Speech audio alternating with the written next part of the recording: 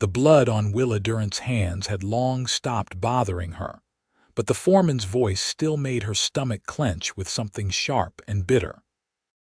She stood in the slaughterhouse yard of the Riverside Ranch in Kingston, Nevada, watching the sun climb higher through the haze of dust and heat that seemed to hang permanently over this corner of the Carson Valley in the summer of 1873. Her dress, once a respectable gray cotton, was stained dark with the work she had been doing since 4 that morning, and her arms ached from scrubbing the cutting tables in the processing shed. "You heard me, Durant," Silas Merrick barked, his thick fingers jabbing toward the shed where the Sunday crew was already assembling. "We got 200 head coming in from the high pastures today, and I need every hand working. That includes you." Willa pressed her lips together, feeling the familiar war between necessity and conviction wage itself inside her chest. She had been working at Riverside Ranch for 3 months now, ever since her father had died of fever and left her with nothing but debts and the clothes on her back. The work was hard and the pay was barely enough to keep a room at Mrs. Henderson's boarding house and put food in her belly, but it was honest work, and she had been grateful for it. Until today. "Mr. Merrick, I have worked every day this week without complaint," she said, keeping her voice level despite the trembling that wanted to creep into it. "I have scrubbed floors and cleaned equipment and helped process more cattle than I can count. But today is Sunday, and I will not work on the Sabbath." Merrick's face darkened, the veins in his thick neck standing out like rope. He was a big man, barrel-chested and heavy-armed, with a reputation for working his crew harder than any other foreman in the valley. "You will work when I tell you to work, girl. This is a ranch, not a church social. If you want to eat, you work. Simple as that." "Then I suppose I will not eat," Willa said quietly, though her heart hammered against her ribs. She could not afford to lose this job. She knew that as clearly as she knew her own name. But her father had raised her to fear God more than any man, and she would not break the commandment that had been drilled into her since childhood, no matter the cost. "You are fired," Merrick spat, his thick lips curling with disgust. "Get off my property before I have you thrown off." Willa felt the world tilt slightly beneath her feet, but she nodded once and turned toward the small shed where she kept her few belongings. Her vision blurred slightly, though whether from tears or the bright Nevada sun, she could not say. She was dimly aware of the other workers watching her, their faces showing varying degrees of sympathy and relief that they were not the ones being dismissed. She had just gathered her spare apron and the small Bible that had belonged to her mother when she heard the commotion outside. Raised voices, one of them Merrick's, and another that she did not recognize, deeper and quieter but carrying an edge that made the hair on her arms stand up despite the heat. When she emerged from the shed, she saw a man standing between her and Merrick, and her first thought was that he looked like he had been carved from the mountains themselves. He stood well over 6 feet tall, with shoulders so broad they blocked out the sun, and arms thick with muscle that showed through the rolled sleeves of his work shirt. His hair was dark brown and hung past his shoulders, tied back with a strip of leather, and his face was all hard angles and weathered skin, the face of a man who had spent more time in the wilderness than in any town. A thick beard covered his jaw, and his eyes, when they turned briefly toward her, were a startling clear gray that seemed to see right through her. "The lady said no," the man was saying, his voice carrying that same quiet intensity that had caught her attention. "That should have been the end of it." "This is none of your concern, Merrick," Merrick blustered, though Willa noticed he had taken a step back from the stranger. "This is ranch business." "My name is Ethan Mercer, not Merrick," the big man said, and there was something almost amused in his tone despite the tension crackling in the air. And I am making it my concern. The lady has the right to observe her faith without being punished for it. She has the right to nothing if she does not work, Merrick shot back, though his bluster was fading. Now get off my ranch before I call the sheriff. Ethan Mercer did not move. He stood there like a mountain, immovable and solid, and when he spoke again, his voice was lower but somehow more dangerous. Call the sheriff if you like. I am sure he would be interested to hear how you are trying to force people to break their religious convictions. Pretty sure that would not sit well with the good folks in town, most of whom spend their Sundays in church. Merrick's face went from red to purple, but he said nothing. After a long moment, he turned on his heel and stalked back toward the main house, shouting at the Sunday crew to get to work. Willa stood frozen, her meager bundle clutched in her arms, staring at the man who had just intervened on her behalf. Ethan Mercer turned to face her fully, and up close, she could see the small scars that marked his hands and forearms, the kind of scars that came from hard living and harder work. "You all right, miss?" he asked, and his voice had lost that dangerous edge, becoming something gentler. "I am fired," Willa said, and was horrified to hear her voice crack slightly. "But thank you for what you did. You did not have to do that." "Yes, I did," Ethan said simply. He glanced at the bundle in her arms. "You got somewhere to go." "I have a room in town," Willa said, lifting her chin slightly. She would not fall apart in front of this stranger, no matter how kind he had been. "I will find other work." Ethan studied her for a long moment, and Willa had the strangest feeling that he was seeing past her brave words to the fear beneath. "What kind of work do you do? Besides this, I mean." "I can clean, cook, mend clothes, tend gardens," Willa said. "I can read and write and do figures. I worked in my father's general store before he died." "You good with animals?" The question surprised her. "I grew up around horses and chickens. I am not afraid of hard work, Mr. Mercer." "Just Ethan," he said. He seemed to be considering something, his gray eyes distant. "I have a place up in the mountains about 10 miles north of here. I trap and hunt, sell furs and meat down in the valley towns. I have been thinking about getting some chickens, maybe a milk cow, but I am gone too much to tend them proper. And my cabin could use a woman's touch. The cooking especially." Willa felt her cheeks grow warm. "Are you offering me a position, Mr. Mercer? Because if you are, I should tell you that I am a respectable woman and I will nothing improper," Ethan said quickly. And for the first time she saw something like embarrassment cross his rugged features. "I meant work, proper work. I would build you your own cabin, a small one near mine. You would have your privacy. You could tend the animals and keep house, and I would pay you fair wages. And you could have your Sundays for resting, every single one of them." Willa stared at him, trying to parse whether this was a genuine offer or something else disguised as kindness. But when she looked into those clear gray eyes, she saw nothing but honesty. "You do not even know me." "I know you stood up for what you believe in even when it cost you," Ethan said. "I know you are not afraid of hard work. That is enough." "Why?" Willa asked, unable to stop herself. "Why would you do this for a stranger?" Ethan was quiet for a moment, his gaze drifting toward the mountains that rose in the distance, their peaks still touched with snow even in summer. "My mother was a woman of faith," he said finally. "She always kept the Sabbath no matter what. When she died, my father worked himself into an early grave trying to forget. I learned something from watching that. Some things are worth protecting, even if the world does not see it."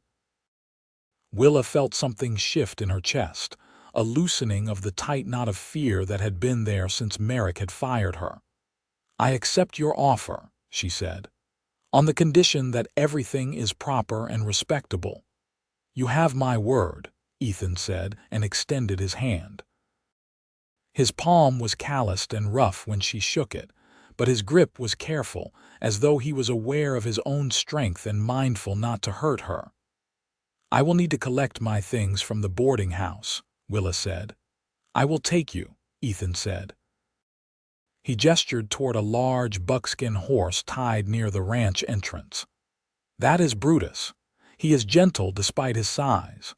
Willa nodded, still feeling as though she had stepped into a dream. An hour ago she had been facing unemployment and starvation, and now she was riding through Kingston on the back of a mountain man's horse, heading toward a new life in the high country. It was almost too much to believe. Mrs. Henderson was sympathetic, but unsurprised when Willa explained she was leaving.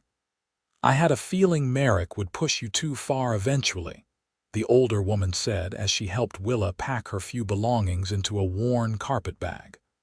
"That man has no respect for decency." "You are sure about this mountain man, dear?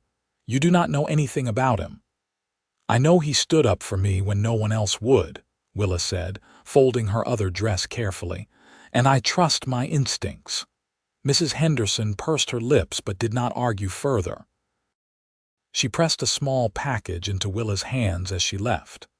"Some bread and cheese for your journey, and you write to me, you hear? Let me know you are all right," Willa promised, hugging the older woman briefly before rejoining Ethan outside. He helped her mount Brutus again, then swung up behind her with an ease that spoke of years in the saddle. Willa tried not to think about how solid his chest felt against her back, or how safe she felt with his arms on either side of her as he held the reins. The ride up into the mountains took most of the afternoon. They followed a narrow trail that wound through pine forests and across swift-running streams, climbing steadily higher until the air grew cooler and the sounds of the valley faded behind them. Ethan did not talk much, but he pointed out landmarks occasionally, showing her where the best fishing spots were and which paths to avoid when the weather turned bad. "We get a lot of snow up here in winter," he said as they navigated a particularly steep section of trail. "Sometimes the cabin is snowed in for weeks at a time. You need to be prepared for that if you are going to stay." "I understand," Willa said. "I am not afraid of winter." "Good," Ethan said, and she thought she heard approval in his voice. When they finally reached his cabin, the sun was starting to sink toward the western peaks, painting the sky in shades of gold and crimson. The cabin was larger than Willa had expected, built from solid logs with a stone chimney and real glass windows. It sat in a clearing surrounded by tall pines, with a small stream running nearby. There was a shed for storing wood and equipment, and a lean-to shelter that currently housed a mule and another horse. "It is beautiful," Willa said softly, sliding down from Brutus with Ethan's help. "It is home," Ethan said simply. He showed her inside, and Willa saw that while the cabin was clean, it had the bare, functional look of a place inhabited by a man who spent most of his time outdoors. There was a large stone fireplace, a rough-hewn table with 2 chairs, a rope bed in one corner covered with furs, and shelves lined with supplies and equipment. "I will start on your cabin tomorrow," Ethan said, setting her carpet bag down near the door. "For tonight you can sleep in here." "I will bed down in the shed." "I cannot take your bed," Willa protested. "You can and you will," Ethan said firmly. "I have slept in worse places than a shed, believe me. You have had a hard day. Rest." Before Willa could argue further, he was gone, the door closing softly behind him. She stood alone in the cabin, listening to the sound of the stream and the wind in the pines, and wondered what on earth she had gotten herself into. She slept poorly that first night, unused to the sounds of the wilderness and the strange bed. But when she woke at dawn, she found that Ethan had already started a fire in the hearth and left a bucket of fresh water by the door. There were eggs in a basket on the table, still warm, and she realized he must have walked down to the valley in the early morning darkness to buy them for her. The gesture touched her more than she wanted to admit. She made breakfast with what supplies she found in the cabin, frying the eggs and some salt pork, and baking biscuits in the Dutch oven by the fire. When Ethan came in from tending the animals, his face was surprised. "Smells good," he said, hanging his hat on a peg by the door. "Sit," Willa said, placing a plate in front of him. "You have already done enough this morning." They ate in silence, but it was a comfortable silence, the kind that comes from two people who are content in each other's presence. When they finished, Ethan pushed back from the table and looked at her seriously. "Before I start building," he said, "I want to make sure we understand each other. You work for me, which means you deserve respect and fair treatment. But this is the wilderness, and there are dangers up here that you might not be used to. Bears, mountain lions, rough weather. If I tell you to do something, especially if it concerns your safety, I need you to listen. Can you do that?" Willa bristled slightly at being told what to do, but she could see the logic in his words. "As long as you treat me as a person with sense and not a child, yes." Ethan nodded. "Fair enough. Now come help me pick a spot for your cabin."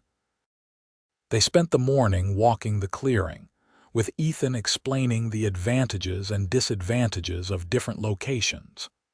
Eventually, they settled on a spot about 50 yards from the main cabin, close enough for safety but far enough for privacy. It had a good view of the valley below and was sheltered from the worst of the winter winds by a stand of tall pines. "It will be small," Ethan warned as he began marking out the dimensions with stakes and string. "Just one room, really, with a sleeping loft. But it will have a proper fireplace and a good roof." "It will be mine," Willa said, and that was all that mattered. Over the next 2 weeks, Willa fell into a rhythm that was both exhausting and strangely satisfying. She woke at dawn and prepared breakfast, then spent her mornings helping Ethan with the cabin construction. He did the heavy work, felling trees and hauling logs, but she learned to strip bark and mix chinking, and she proved surprisingly adept at helping him hoist the walls into place.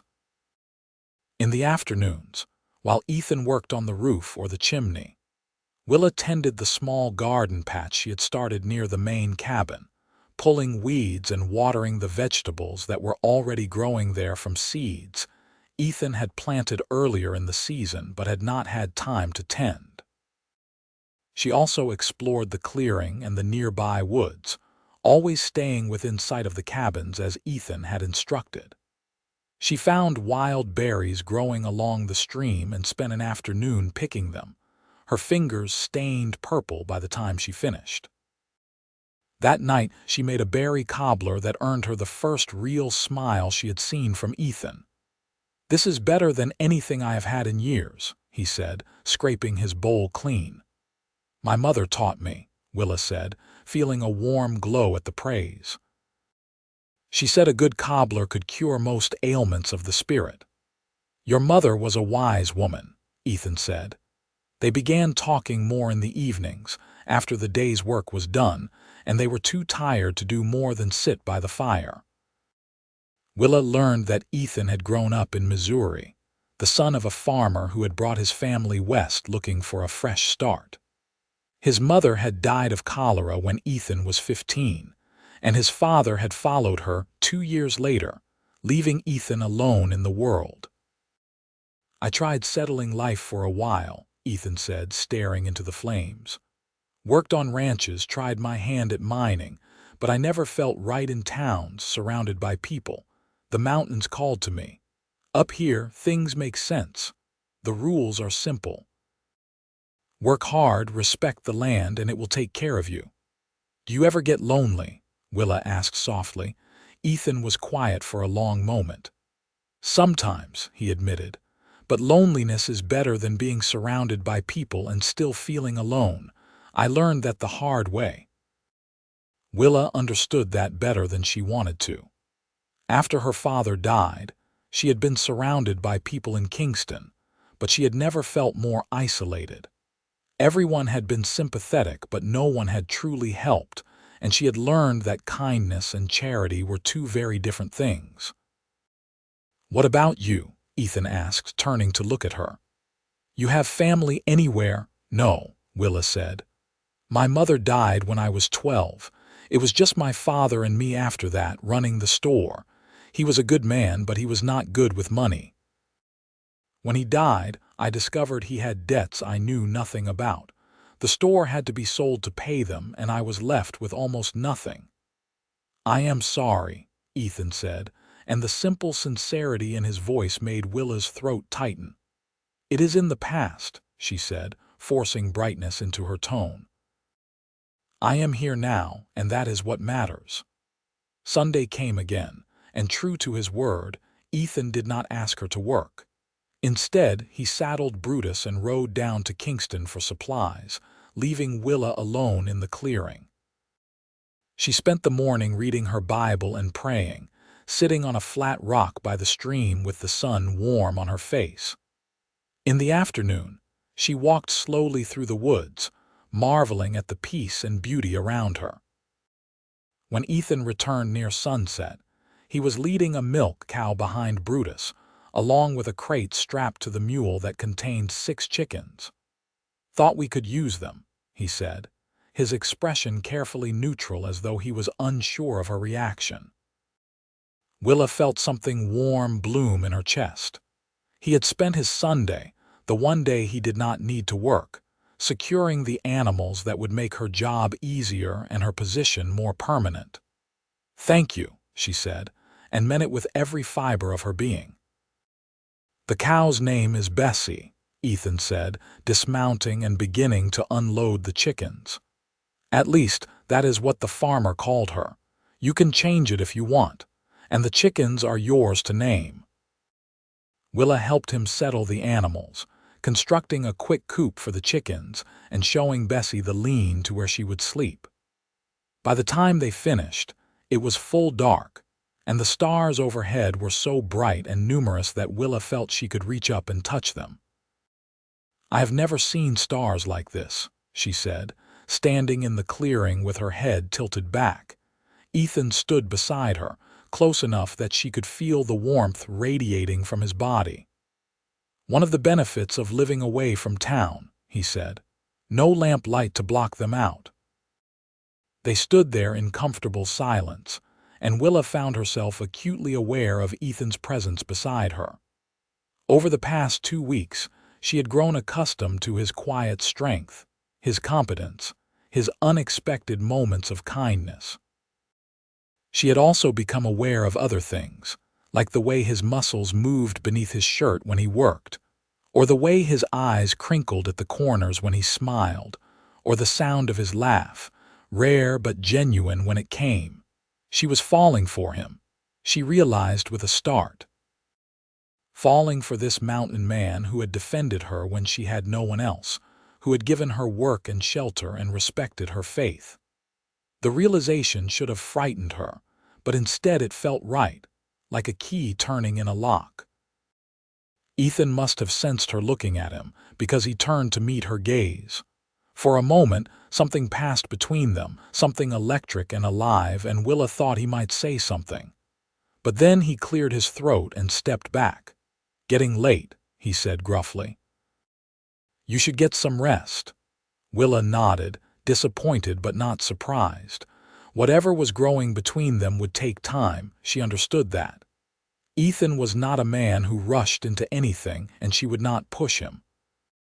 The cabin was finished 2 days later, a snug little structure with a sleeping loft and a stone fireplace that drew perfectly. Ethan had even built her a small table and a chair, and he had installed real glass windows that must have cost him dearly. "It is perfect," Willa said, running her hand along the smooth wood of the table. "Thank you, Ethan, truly." "You are welcome," he said, looking almost embarrassed by her gratitude. "You have more than earned it these past weeks." Willa moved her few belongings into the new cabin that evening, and for the first time since her father died, she felt like she had a home again. It was small and simple, but it was hers, and that made all the difference. The summer days grew longer and warmer, and Willa settled fully into her new life. She tended the garden and the animals, gathered eggs each morning, and milked Bessie twice a day. She cooked meals that Ethan praised extravagantly, and she mended his clothes and kept both cabins clean. In return, Ethan hunted and fished, keeping them supplied with fresh meat, and he taught her the skills she would need to survive in the mountains. He showed her how to read the weather by watching the clouds and the behavior of the animals. He taught her which plants were edible and which were poisonous, and how to find water even in the driest conditions. He taught her to shoot, spending patient hours helping her learn to handle the rifle he insisted she keep in her cabin. "I am gone sometimes for days at a time, checking my trap lines," he explained as she practiced shooting at targets he had set up. "You need to be able to protect yourself if something comes around." Willa proved to be a decent shot, though nothing compared to Ethan's effortless accuracy. Still, she could hit a target at 50 yards more often than not, and Ethan declared himself satisfied. "You will do," he said, and the approval in his voice made her glow with pride. As the weeks passed, Willa found herself looking forward to the evenings most of all, when the work was done and she and Ethan would sit by the fire and talk. He told her stories of his years in the mountains, of close calls with bears and storms, of the incredible beauty he had witnessed in the high country. She told him about growing up in her father's store, about the customers she had known and the dreams she had once harbored of seeing San Francisco or even the ocean. "Why did you not go?" Ethan asked one night. "After your father died, I mean. You could have started over anywhere." "I had no money for travel," Willa said, "and I suppose I was afraid. I had never been more than 20 miles from Kingston in my life. The world seemed very big and very frightening." "And now?" Ethan asked, his gray eyes reflecting the firelight. "Now I am exactly where I want to be," Willa said softly, and saw something flare in Ethan's expression before he looked away. "Willa," he said, and there was something strained in his voice. "I need to say something, and I need you to let me finish before you respond." Willa's heart began to pound, but she nodded. Ethan took a deep breath, his hands clasped together between his knees. "These past months having you here, it has changed things for me. This place feels different now. Better. You have brought life to it, and light, and I find myself thinking about you even when I am supposed to be focused on other things. I look forward to coming back to the cabin because I know you will be here. I find myself wanting to do things to make you smile, wanting to share things with you. I am not good with words, Willa, and I am probably making a mess of this, but what I am trying to say is that I have feelings for you. Strong feelings. And if there is any chance that you might feel the same way, I would like to court you properly. With respect and honor the way a woman like you deserves." Willa's breath caught in her throat. She had hoped, but she had not dared to believe that Ethan might feel the same pull she did. "You are not making a mess of it," she said, her voice trembling slightly. "And yes, Ethan. Yes, I would like that very much. Because I have feelings for you too, feelings I have been afraid to admit even to myself." The smile that broke across Ethan's face was like the sun coming out from behind clouds. He reached across the space between them and took her hand, his calloused palm warm against hers. "I will do right by you," he promised. "I know I am rough around the edges, and this life is not easy, but I will do everything in my power to make you happy." "You already make me happy," Willa said, squeezing his hand. "You have from the moment you stood up to Merrick for me." They sat like that for a long time, hands clasped, the fire burning low between them, and Willa felt a peace settle over her that she had never known before. This man, this strong, quiet, honorable man, wanted her. Loved her, even if he had not said the words yet. and she loved him in return, loved him with an intensity that both thrilled and terrified her. Their courtship was unlike anything Willa had imagined when she was a girl dreaming of romance. There were no fancy dinners or theater visits, no walks through manicured parks. Instead, Ethan courted her with quiet gestures and steady presence. He brought her wildflowers he found while checking his trap lines, great armfuls of columbine and Indian paintbrush that she arranged in jars around her cabin. He spent his evenings carving her a set of beautiful wooden spoons, each one smooth and perfectly balanced. He took her on long walks through the mountains, showing her hidden valleys and crystal-clear lakes, places of such beauty that they took her breath away. And slowly, carefully, they learned each other. Ethan told her about the nightmares he sometimes had, echoes of his mother's death and his father's decline. Willa shared her own fears, her worry that she was not strong enough or skilled enough for this life, her lingering guilt over her father's debts. And each confession, each vulnerability shared drew them closer together. Ethan was careful with her, always respectful of her boundaries. He held her hand, and eventually, after several weeks, he began putting his arm around her shoulders when they sat by the fire. The first time he kissed her, it was late August, and they were standing by the stream watching the sunset paint the sky in shades of purple and gold. He had cupped her face in his large, gentle hands and lowered his lips to hers with a tenderness that made her heart ache. "I love you," he whispered against her mouth. "I have loved you for weeks now, maybe from the first moment I saw you standing up to Merrick." "I love you too," Willa whispered back and kissed him again, pouring everything she felt into that kiss. But their happiness was interrupted on the first Sunday of September, when Sela's Merrick appeared at the edge of the clearing. Willa was sitting outside her cabin reading her Bible when she heard the horse approaching. She looked up to see Merrick dismounting, his face red and angry as always.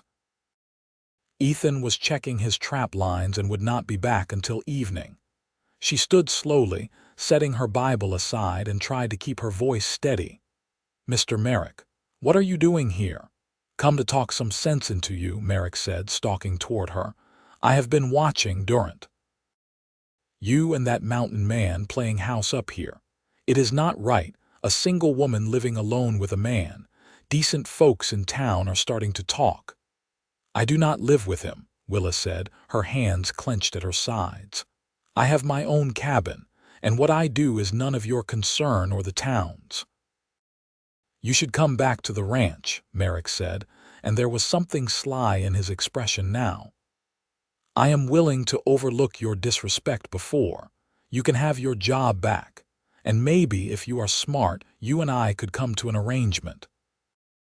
A woman like you needs protection, needs a man who can provide properly, not some wild hermit who lives in the woods." Willa felt anger surge through her, hot and clean.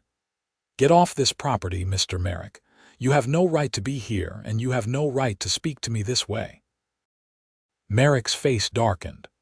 "You ungrateful little—" He did not finish the sentence, because Ethan stepped out of the trees behind him, moving with a silence that was startling for a man of his size. He must have been returning early and heard the conversation. His face was carved from stone, and his eyes were cold as winter. "The lady told you to leave," Ethan said, his voice low and dangerous. Merrick spun around, and for a moment he looked genuinely frightened. But he rallied quickly, puffing out his chest. "This does not concern you, Mercer. This is between me and the girl." "Wrong," Ethan said, stepping closer. "Miss Durant is under my protection. That makes it very much my concern. And you have exactly 1 minute to get on your horse and ride out of here before I throw you off this mountain myself." "You threatening me?" Merrick blustered, but he was backing toward his horse. "No," Ethan said. "I am making you a promise. You come near her again, you say one more word about her in town, and I will make sure you regret it. Are we clear?" Merrick climbed onto his horse, his face mottled with rage and humiliation. "You have not heard the last of this," he spat. "Yeah, I have," Ethan said flatly. "Now get out." Merrick wheeled his horse around and galloped out of the clearing, leaving Willa shaking with reaction. The moment he was out of sight, Ethan was at her side, his hands gentle on her shoulders. "Are you all right? Did he hurt you?" "No," Willa said, though her voice was unsteady. "He just talked, but Ethan, what he said about people in town talking." "I do not care what people say," Ethan said firmly. "But I do not want you suffering gossip or having your reputation damaged because of me." He took a deep breath, and Willa saw his jaw tighten with determination. "Marry me." Willa blinked, certain she had misheard. "What? Marry me?" Ethan repeated, taking her hands in his. "I know it is fast, and I know I should probably court you longer, do this properly with flowers and a ring and a formal proposal. But the truth is, I cannot imagine my life without you anymore. I love you, Willa Durant. I love your strength and your faith and your stubbornness. I love how you make this cabin feel like a home and how you look in the morning light with your hair down. I love everything about you, and I want to spend the rest of my life making you happy. So marry me. Be my wife. Let me give you my name and my protection and everything I have." Willa felt tears streaming down her face, but they were happy tears, joyful tears. "Yes," she said, laughing and crying at the same time. "Yes, Ethan, I will marry you." Ethan let out a breath that sounded like relief and joy mixed together. And then he was kissing her, holding her so tightly she could barely breathe, and she did not care because she had never been so happy in her entire life. They were married 3 weeks later in the small church in Kingston, with Mrs. Henderson and a few of Ethan's friends from the valley as witnesses. Willa wore a simple dress of pale blue cotton that Mrs. Henderson had helped her sew, and Ethan wore his best clothes and looked so handsome that Willa could barely breathe when she saw him waiting at the altar. The pastor was a kind older man who smiled when Ethan fumbled with the ring, a simple gold band that Ethan had ridden all the way to Carson City to purchase. When the pastor pronounced them husband and wife and told Ethan he could kiss his bride, Ethan did so with a tenderness that made Willa's heart feel too big for her chest. They rode back up to the cabin as the sun was setting, Willa seated in front of Ethan on Brutus, his arms secure around her. When they reached the clearing, Ethan did not head toward the main cabin. Instead, he guided Brutus to Willa's cabin, the one he had built for her. "I thought we could live here," he said as he helped her down. "It is smaller than the other one, but it feels more like ours somehow. We can use the other cabin for storage and the work that needs doing." "I think that is perfect," Willa said, touched by his thoughtfulness. That night, they lay together in the loft of her cabin, the moonlight streaming through the window, and Willa felt complete in a way she had never experienced before. Ethan made love to her with a gentleness and reverence that brought tears to her eyes, and afterward they lay tangled together, his hand stroking her hair while she traced the scars on his chest. "I never thought I would have this," Ethan murmured into the darkness. "A wife, a real home. I convinced myself I did not need it, that I was fine alone, but I was fooling myself. I needed you, Willa. I just did not know it until I saw you standing up to Merrick that day." "I think we needed each other," Willa said, pressing a kiss to his shoulder. "God brought us together, Ethan." "I truly believe that." "So do I," Ethan said and pulled her closer. They fell into an easy rhythm as husband and wife. The autumn came with its riot of colors, the aspens turning gold and the air growing crisp. Willa continued tending the animals and the garden, now harvesting the vegetables and preserving them for winter. She made jams and pickles, dried herbs, and stored potatoes and onions in the cool root cellar Ethan dug beneath the main cabin. Ethan hunted more frequently, bringing in deer and elk that they butchered together, smoking and salting the meat. On Sundays, they rested together, reading or talking or simply sitting in comfortable silence. Sometimes Ethan would read to her from one of the few books he owned, adventure stories and poetry that sounded beautiful in his deep voice. Sometimes Willa would sing hymns she remembered from her childhood, and Ethan would join in with his rough but earnest baritone. Winter came early that year, with the first snow falling in mid-October. Ethan had prepared well, and they had more than enough supplies to see them through even a hard winter. The cabin was warm and snug, and on the coldest nights, they would lie together under piles of furs, talking and laughing and making love while the wind howled outside. In late December, Willa realized she was pregnant. She had suspected for a few weeks, but she waited until she was certain before telling Ethan. She chose Christmas morning after they had exchanged simple gifts by the fire. "I have one more present for you," she said, taking his hand and placing it on her still flat stomach. "You are going to be a father." Ethan's eyes went wide, and for a moment he just stared at her, speechless. Then a smile broke across his face, so bright and joyful that Willa started crying happy tears again. "Truly?" he asked, his voice choked. "Truly," Willa said, laughing. "In late June or early July, I think." Ethan gathered her into his arms, holding her as though she were made of spun glass. "I love you," he said fiercely. "I love you so much, Willa. You have given me everything. Everything." The winter passed with Willa and Ethan planning for the baby's arrival. Ethan began carving a cradle from pine, working on it in the evenings by the firelight.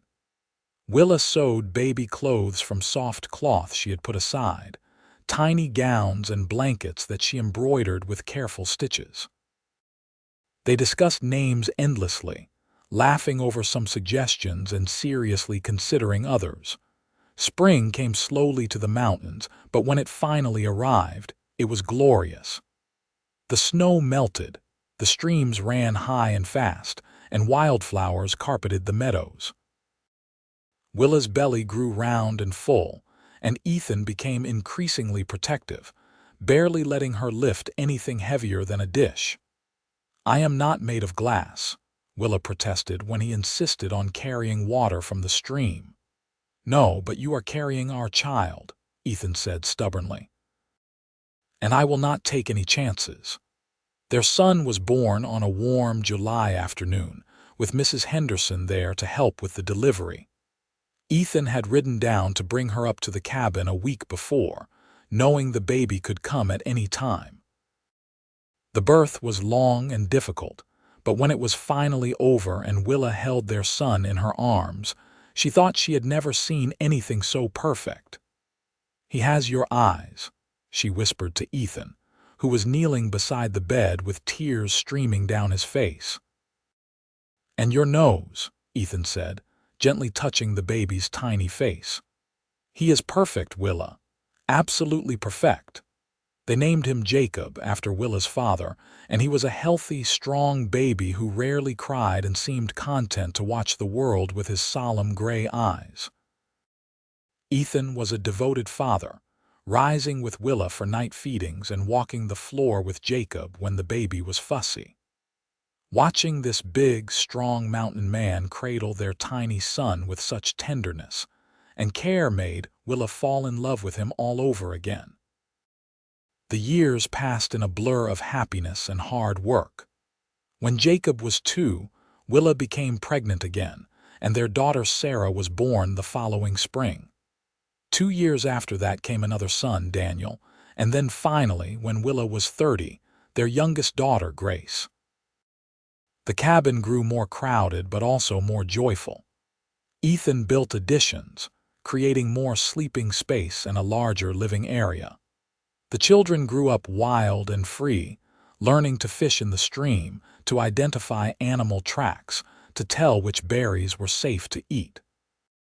Ethan taught the boys to trap and hunt, while Willa taught the girls to cook and sew, though all the children learned all the skills, because both parents believed that survival required knowledge. On Sundays, they still rested. It was the rule of the house, one that Ethan enforced as strictly as Willa did. No matter how much work needed doing, no matter what chores were waiting, Sundays were for rest and worship and family. They would read from the Bible together, and Ethan would tell stories, and the children would play quiet games while Willa and Ethan sat together and simply enjoyed the peace. Merrick had tried to cause trouble a few more times in those early years, spreading rumors in town about Ethan and Willa. But the rumors never gained traction, partly because Mrs. Henderson was a fierce defender of their reputation, and partly because everyone who met Ethan and Willa could see the genuine love and respect between them. Eventually, Merrick gave up and left the valley entirely, moving to California to try his luck in the remaining gold fields. As the children grew, Willa and Ethan occasionally took trips down to Kingston to buy supplies and let the children experience town life. But they always returned to the mountain with relief, grateful to be back in their peaceful clearing. The town was growing and changing, becoming more crowded and more complicated, and neither Willa nor Ethan had any desire to be part of that. "This is where we belong," Ethan said one evening as they sat on the porch of the cabin, watching their children play in the twilight. Jacob was 14 now, nearly as tall as his father, and Sarah was 12, already showing signs of becoming a beautiful young woman. Daniel was 10, wild and reckless, and Grace was 8, quiet and thoughtful like her mother. "Yes," Willa agreed, leaning against Ethan's shoulder. "This is home." "Do you ever regret it?" Ethan asked softly. "Leaving town, living up here away from everything?" "Never," Willa said firmly. "You gave me everything I needed, Ethan. A home, a family, faith respected and protected. I have never been happier than I am right here, right now." Ethan kissed the top of her head. "I love you," he said, "just as much as I did the day we married, more even." "I love you too," Willa said. Years continued to pass. Jacob grew into a strong young man and eventually married a girl from one of the valley farms, bringing her up to the mountain and building his own cabin nearby. Sarah married a few years later, though she and her husband moved to Carson City, where he worked as a lawyer. Daniel stayed close to home, taking over much of the hunting and trapping from Ethan as his father aged. And Grace, their quiet youngest daughter, surprised them all by becoming a teacher, riding down to Kingston 3 days a week to teach at the small schoolhouse. Ethan and Willa grew older together, their hair turning gray, their bodies slowing down. But their love never diminished. If anything, it grew deeper, richer, tempered by years of shared joys and sorrows, of working together and raising children together and building a life together. On their 30th wedding anniversary, Ethan took Willa back to the spot where they had first kissed, by the stream with the sun setting over the mountains. They were both in their 50s now, their faces lined with age and weather, but when Ethan looked at Willa, he still saw the brave young woman who had stood up to Merrick all those years ago. "Best decision I ever made," he said, taking her hand. "Stepping in that day, bringing you up here." "Best decision I ever made was saying yes," Willa said, squeezing his hand. "You gave me everything, Ethan, everything I never dared to dream of." "We gave each other everything," Ethan corrected gently.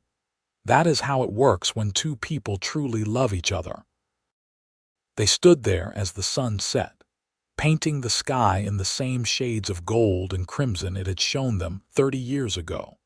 And Willa thought about how far they had come from that day when a foreman had tried to make her work on Sunday, and a mountain man had made sure she never had to.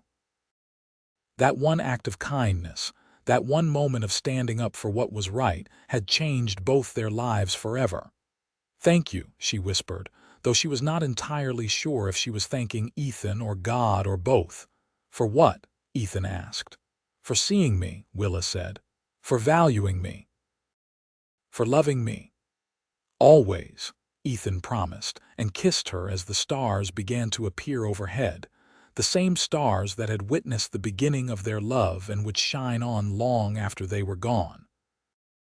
They lived many more years in their mountain home, surrounded by children and grandchildren, their love a testimony to what could be built when two people committed to each other and to honoring what they believed in. When Ethan finally passed away at the age of 72, peacefully in his sleep with Willa beside him, she mourned deeply but without regret. They had been given 3 decades together, 30 years of love and partnership and joy, and that was more than many people ever received. Willa lived another 5 years after Ethan died, staying in the cabin they had shared, tended by her children and grandchildren. She never stopped keeping Sundays sacred, never stopped reading her Bible and praying and resting as God had commanded. And when she finally closed her eyes for the last time, surrounded by family, her last thought was of Ethan, and the day he had stepped between her and Merrick and changed her life forever. They were buried side by side on a hillside overlooking their clearing, with simple wooden crosses marking their graves. Their children and grandchildren continued to live in the mountains, maintaining the cabins and the way of life that Ethan and Willa had built. And on Sundays, without fail, no work was done in that clearing, in honor of the faith and the love that had started it all. The story of Ethan and Willa became something of a legend in the valley, passed down through generations. The story of a woman who stood up for her beliefs and a mountain man who protected her right to do so. The story of a love that grew from respect and kindness into something deep and lasting. The story of a family built on faith and hard work, and the conviction that some things were worth protecting, no matter the cost. And in the quiet evenings, when the wind whispered through the pines around that clearing, some said you could still feel the love that had been nurtured there. A love that had started with one man making sure one woman had every Sabbath for resting, and had grown into something that blessed everyone it touched. The legacy of Ethan Mercer and Willa Durant lived on in their descendants, in the values they had instilled, in the life they had built together. They had proven that true love was not about grand gestures or passionate declarations, though those had their place. True love was about seeing someone, truly seeing them, and honoring who they were and what they believed in. It was about standing up when standing was hard. It was about building something together, day by day, with patience and respect and unwavering commitment. It was about making sure that the person you loved had what they needed, whether that was rest on the Sabbath or simply knowing they were valued. It was about protecting not just their body but their spirit, their dignity, their right to be who God had made them to be.